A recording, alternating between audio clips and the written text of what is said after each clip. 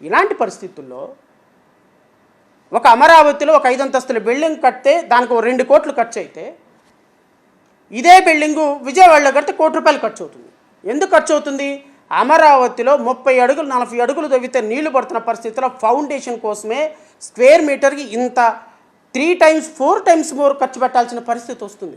ఒకవేళ వీళ్ళు ఈరోజు అరకొరగా కట్టినా ఒక 10 సంవత్సరాల తర్వాత గట్టి వాన పడి ఒక వారం రోజులు తుఫాన్ వచ్చిందంటే బిల్డింగ్ డిమాలిష్లు అయిపోతాయి. మీరు 40 అంతస్తులు 30 అంతస్తులు కట్టడానికి మట్టి పనికిరాదు. That was declared by the Sivaraman committee. In spite of that, ఇన్ని తెలిసిన రాజధాని ప్రాంతంలో భూములు దోచుకోవటం కోసం, రాజధాని ప్రాంతంలో లింగమనేని భూములు ఉన్నాయి కాబట్టి, రాజధాని ప్రాంతంలో హెరిటేజ్కి భూములు ఉన్నాయి కాబట్టి, రాజధాని ప్రాంతంలో మీ అనుచరుల భూములు కొన్నారు కాబట్టి, రాజధాని ప్రాంతంలో నారా లోకేష్ నారాయణ మీ అందరూ కూడా భూములు ఉన్నాయి కాబట్టి అన్యాయంగా రైతుల దగ్గర నుంచి 40,000 ఎకరాలు 37,000 ఎకరాలు రైతుల దగ్గర నుంచి తీసుకొని ఆ రోజు రాజధానిని మీరు అనౌన్స్ చేసిన రోజు మేమందరం సపోర్ట్ చేసాం. కారణం, ఒకసారి మ్యారేజ్ జరిగిపోయింది, తాళి కట్టేశాం. ఈరోజు తూచి నేను తాళి కట్టేశాను, తప్పుగా నా తాళి నేను తెంచుకెళ్తానంటే కరెక్ట్ కాదు. అమరావతి రాజధాని రైతులు మంచో చెడ్డో రైతులు భూములు ఇచ్చేశారు. అమరావతి రాజధానిగా చేసిన తర్వాత దాన్ని మార్చొద్దు అనేటువంటి మాట మేమందరం కూడా మాట్లాడాము ఆ రోజున. కానీ ఈరోజు అమరావతి రాజధానిలో జరుగుతున్న అవినీతి చూస్తే, అమరావతి రాజధానిలో చేస్తున్నటువంటి అవినీతి చూస్తే, లింగమనేని రమేష్కి 5,000 కోట్ల రూపాయల పనులు అప్పచెప్తుంటే మొత్తం గద్దల్లాగా అమరావతి మీద పడి అమరావతిలో ప్రతి రూపాయిలో 75 పైసలు దోచుకునేటువంటి దుర్మార్గానికి ఈరోజు వచ్చి రాష్ట్రంలో నుంచి తీసుకొచ్చి అప్పులో నుంచి 75% మీ జేబుల్లోకి వెళ్తుంటే అమరావతి ఏమని బాగవుద్దండి? 4 బిల్డింగులు కట్టగానే అమరావతి రాజధాని సింగపూర్ అయిపోద్దండి? 100 కోట్ల రూపాయలు పెట్టి ఒక బిల్డింగ్ కడితే ఆ బిల్డింగ్లో 60 కోట్ల రూపాయల అవినీతి కనబడుతోంది. రాజధానిలో 45,000 కోట్ల రూపాయలు పెట్టి టెండర్లు పిలిస్తే అందులో 30,000 కోట్లు 35,000 కోట్ల రూపాయల టెండర్లు మీ సామాజిక వర్గం వాళ్ళకే, మీ వాళ్ళకే, మీ డబ్బులు మీకే, ప్రజలకేమో రిస్తహస్తం మిగులుతుంటే మొత్తం డబ్బులు మీ జేబుల్లోకి వెళ్ళిపోతుంటే ఏమని సమర్థించాలి అమరావతిని? మీరు చెప్పండి అంటున్నాను నేను. సామాన్యుడు ఏమని సమర్థించాలి? మన రాష్ట్రానికి తీసుకొచ్చుకుంటున్న అప్పు మీ జేబుల్లోకి వెళ్తుంటే, మీ జేబులు నింపుతుంటే సామాన్యుడు ఏమని సమర్థించాలి? రాజధాని నిర్మాణం జరిగిన 12 సంవత్సరాల తర్వాత దానికి పేరు పెట్టించిన ఘనత మీది. నేను అడుగుతున్నా రాధాకృష్ణ గారిని, ఇవన్నీ మీరు సమర్థిస్తున్నారా? నేను అడుగుతున్నా రాధాకృష్ణ గారిని, ఇవన్నీ మీరు సమర్థిస్తున్నారా?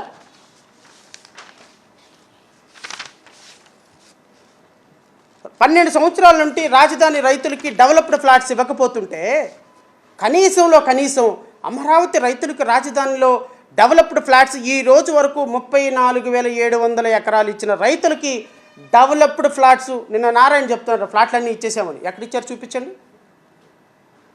మీరు ఇస్తానన్నది ఏంటి? Developed flats. మీరు ఇచ్చింది ఏంటి? చెట్టు చామ పెరిగిపోయినటువంటి పనికి మాలిన ఫ్లాట్స్. మీ ఎమ్మెల్యేనే మాట్లాడారు మొన్న అసెంబ్లీలో, మా రాష్ట్ర రాజధానికి రోడ్లు లేవు, నీళ్లు లేవు, లైట్లు లేవు, మాట్లాడినండి అధ్యక్ష, మీ కాళ్ళు పట్టుకుంటాను, నేను రోడ్ల మీదకి వెళ్తుంటే ప్రజలు తంతన్నారు అధ్యక్ష అని. Is it not sufficient? ఆ ఒక్క స్టేట్మెంట్ చాలు రాష్ట్ర రాజధాని పరిస్థితి ఏంటో. డెవలప్డ్ ఫ్లాట్స్ ఇవ్వాల్సినటువంటి పరిస్థితుల్లో 12 సంవత్సరాలుగా డెవలప్డ్ ఫ్లాట్స్ ఇవ్వకపోతే అప్పుడు లేవన్నోరు ఇప్పుడు లెగుస్తుందే Radhakrishna.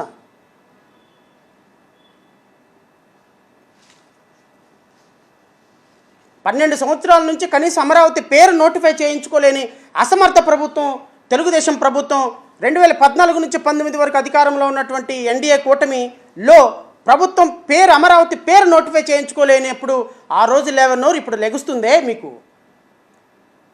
Section 94 sub class 3 sub class 2 ప్రకారం ప్రెస్టేజ్ ఇన్స్టిట్యూషన్స్ ఇవ్వాలి, ట్యాక్స్ ఇన్సెంటివ్స్ ఇవ్వాలి, ఎడ్యుకేషన్ ఇన్స్టిట్యూషన్స్ ఇవ్వాలి, రాష్ట్రానికి స్పెషల్ ఇన్సెంటివ్స్ ఇవ్వాలి, సెక్రటేరియట్ బిల్డింగ్ కట్టాలి, అసెంబ్లీ బిల్డింగ్ కట్టాలి, హైకోర్టు కట్టడానికి, రాజ్భవన్ కట్టడానికి కేంద్ర ప్రభుత్వం మొత్తం నిధులు సమకూర్చాల్సిన సందర్భంలో ఈ రోజు వరకు 12 సంవత్సరాలు అయితే మట్టి నీరు ఇచ్చి ఒక 2,000 కోట్ల రూపాయలు మకాన పడేసి కొట్టుకు సావండి అని మాట్లాడుతుంటే అప్పుడు లేవనోరు ఇప్పుడు లెగుస్తుందే రాధాకృష్ణ గారు.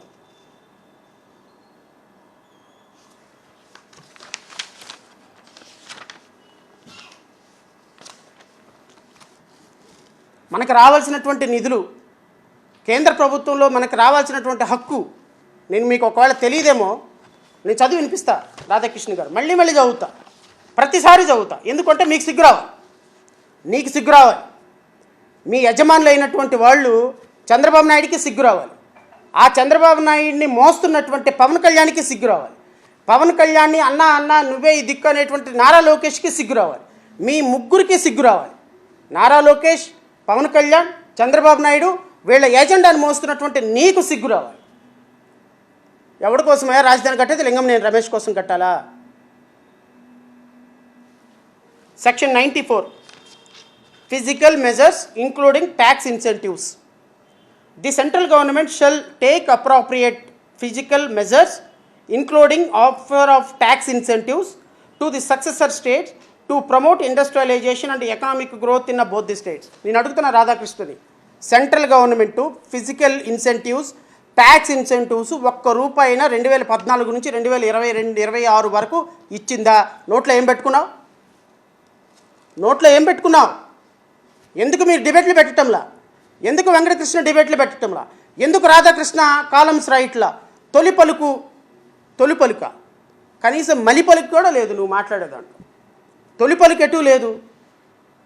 తొలి పలుకు మాట్లాడే మీరు ఈరోజు కేంద్ర ప్రభుత్వాన్ని ఎందుకు ప్రశ్నించటం లేదు? 5.5 కోట్ల మంది రాష్ట్ర ప్రజల ఆలోచన, రాష్ట్ర ప్రజల కష్టం, రాష్ట్ర ప్రజల బాధలు, రాష్ట్ర ప్రజల కన్నీళ్లు, అబ్బబ్బబ్బబ్బబ్బ మీరు కార్చే ముసల కన్నీళ్లు ఎవరు? చంద్రబాబు నాయుడు ప్రతిపక్షంలో ఉన్నప్పుడు. చంద్రబాబు నాయుడు అధికార పక్షంలోకి రాగానే తూచి అదేదో సినిమాలో నేను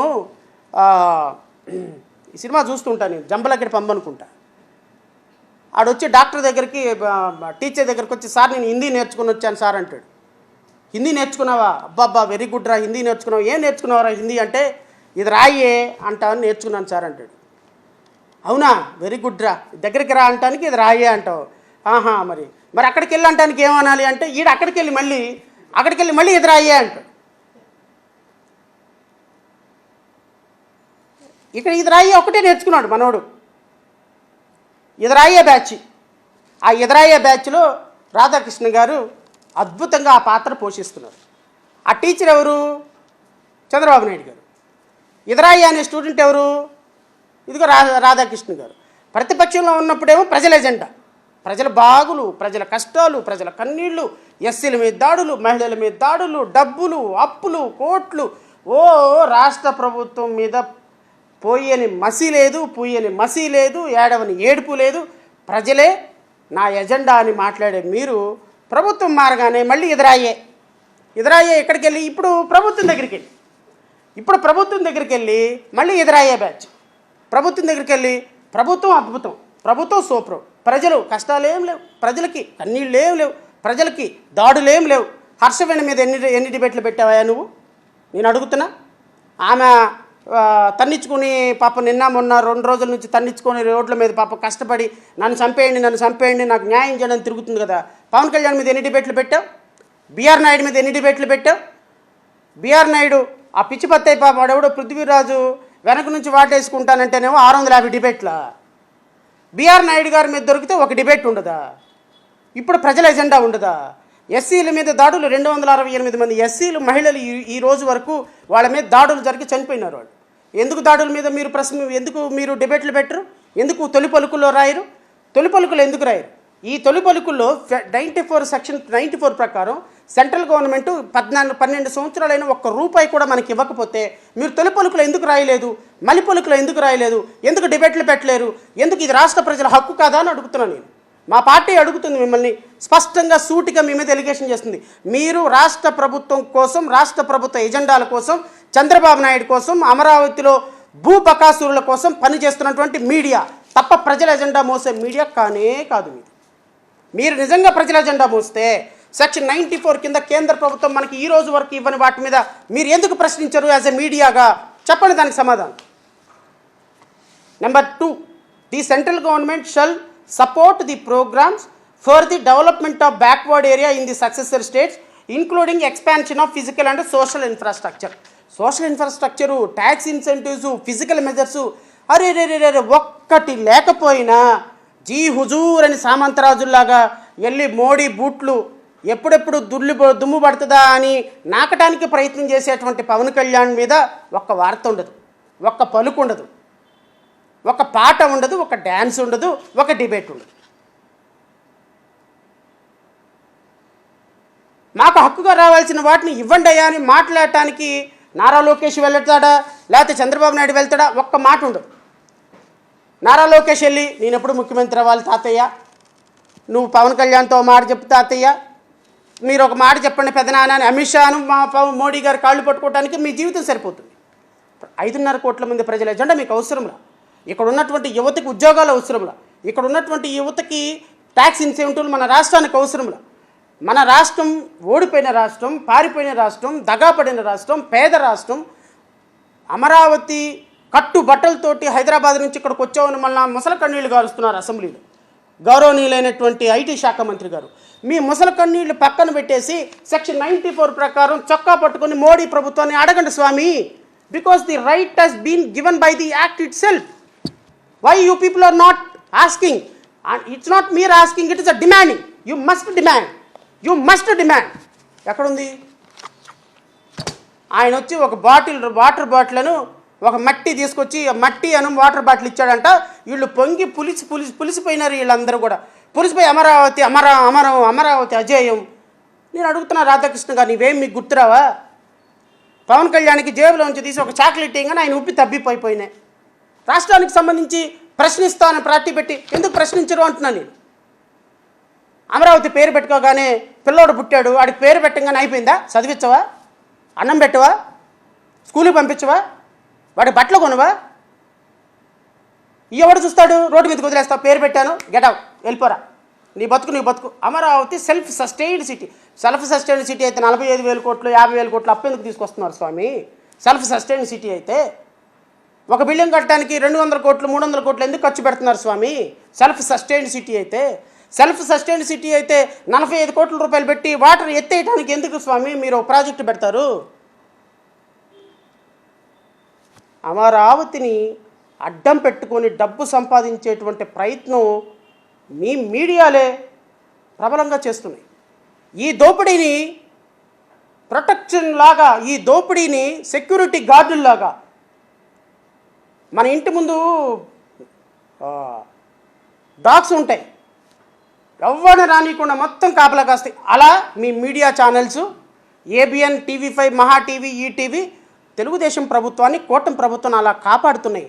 you are not watching dogs of constitution, you people are watching dogs of government. I can say you people are not promoting constitutional spirit, you people are promoting government policies. You people are promoting government policies.